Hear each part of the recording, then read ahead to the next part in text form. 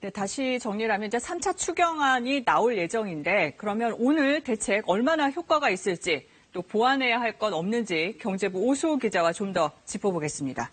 오 기자, 오늘 핵심은 고용이에요. 이 전문가들 얘기 좀 들어봤죠. 뭐라고 하던가요?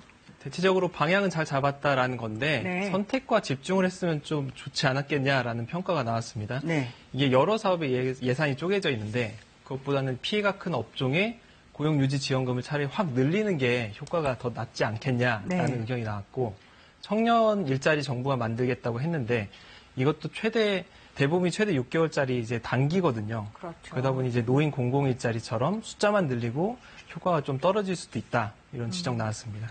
그리고 또 한 가지 40조 원 규모예요. 기간산업 안정기금 이건 어떻게 평가하던가요? 이것도 평가는 비슷했는데 네. 이제 기간 산업이 우리 경제 버팀목이고 한번 무너지면 회복하기 힘들고 네. 고용에 미치는 영향도 크니까 지원 필요하다는 건 맞는데 이제 조선 같은 경우에는 몇 년 전에 수주한 거를 이제 만드는 그런 특성이 있거든요. 그렇죠. 그러면 이제 코로나19 타격을 받은 업종으로 볼 수 있느냐라는 거고 그래서 차라리 그 돈을 해운이나 항공 같은 피해가 큰 업종에 좀 집중해서 지원하는 게 낫지 않았겠냐라는 지적 나왔습니다. 알겠습니다. 그럼 뭐 대책은 어쨌든 속도가 중요한 건데 언제쯤 실행에 들어갈까요? 대부분 대책이 지금 실행되기 어렵습니다. 정부가 네. 돈이 없어서 3차 추경을 해야 할 수 있거든요. 네. 대표적인 게 그 특수고용 노동자들한테 생활안정자금 차원에서 지원금 주는 거 있고 네. 그 단기 일자리 만드는 거 이거 다 3차 추경 해야 되는데 언제 합니까? 정부가 오늘 얘기한 건 6월 초에 발표하겠다라고 네. 얘기를 했고 그리고 기간산업 안정기금 이것도 법 개정 사항이다 보니까 국회 통과를 해야 됩니다. 네. 그래서 이제 긴급 지원 대책인데 넘어야 될 산이 많다 보니까 제때 좀 쓸 수 있겠냐라는 우려도 있습니다. 그렇네요. 2차 추경도 아직인데 저희가 지금 3차 추경을 얘기하고 있는 상황이잖아요. 그러면 규모는 어느 정도 예상할 수 있을까요? 단순히 파악할 수 있는 게 이번에 고용대책에 나온 것 중에 9조 3천억 원이 더 필요하고요. 네. 그 1차 추경 때 못했던 그 세금 수입 부족분 메꾸는 세입 경정 더 해야 되고 이제 재난지원금도 전 국민 지급으로 좀 가닥이 잡히는데 이거 하려면 이제 3에서 4조 원 정도 더 드니까 네. 이것만 따지면 15조 원입니다. 그러네요. 그리고 이제 정부가 6월 초에 추경안 발표하겠다고 한 게 이게 하반기 경제정책 방향을 발표하면서 하반기에 경제활력 살릴 대책까지 포함해서 내놓겠다고 그렇게 한 거거든요. 네. 그러다 보니 뭐 1, 2차 추경 때보다는 규모가 상당할 거로 보입니다. 그래서 네.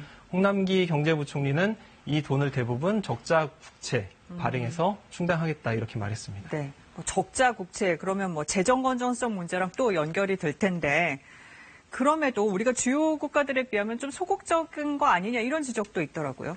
뭐 이거에 대해서 전문가 의견이 엇갈리는데 공통적으로 얘기하는 거는 다른 나라랑 단순 비교는 무리다. GDP 대비 뭐 몇 퍼센트 이런 거는 무리수다라는 건데 네. 미국 같은 경우만 봐도 이제 거기는 달러를 무제한으로 찍어낼 수 있는 상황이고 거기는 이제 해고가 굉장히 쉽거든요. 세입자들도 보통 월세로 살기 때문에 그렇죠. 대규모 병기 부양책을 할 수 있고 할 수밖에 없는 그런 상황이라는 거고 네. 우리나라 재정 상황에 대해서는 주요 선진국에 비해서 국가 채무 비율이 낮기 때문에 네. 고간을 좀 더 풀어도 된다는 입장이 있고 반대로 이제 선진국보다 복지 제도가 잘 안 갖춰져 있으니까 앞으로 지출해야 될 돈이 많다 보니까 관리를 좀 깐깐히 해야 된다 이렇게 의견이 좀 엇갈립니다. 네, 그럼 마지막으로 고용 얘기 한번 더 물어볼게요. 대통령이 오늘 포스트 코로나 언급하면서 한국판 뉴딜 이른바 이렇게 얘기를 했어요. 어느 방향으로 갈 것 같아요?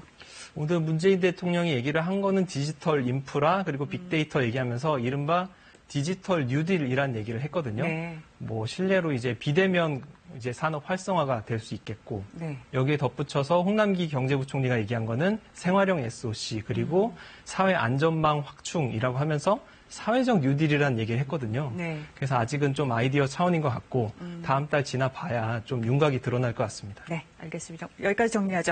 잘 들었습니다.